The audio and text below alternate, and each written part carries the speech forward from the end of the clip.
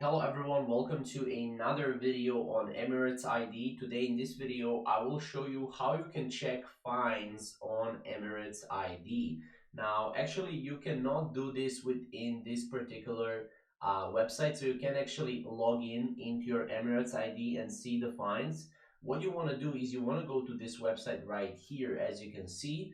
And this is basically where you will be able to go and search type can be Emirates ID right here, and from there you want to select your date of birth, month, year, and then gender male, and then here you will be able to submit and you will be able to see the fine inquiry service. This is the fines inquiry service. Here you will be able to see any fines you have within Emirates. Now what you can also do is you can also just go and type in check fines Emirates ID, and then you will be able to go here, right here, and then you will be able to basically see how you can see the Emirate ID fine types. So you have fine types right here, and then here, as you can see, you have Dubai Police website, which is government of Dubai.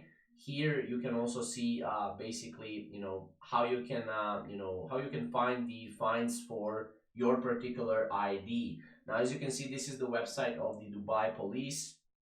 And this is how the website is going to look like, right?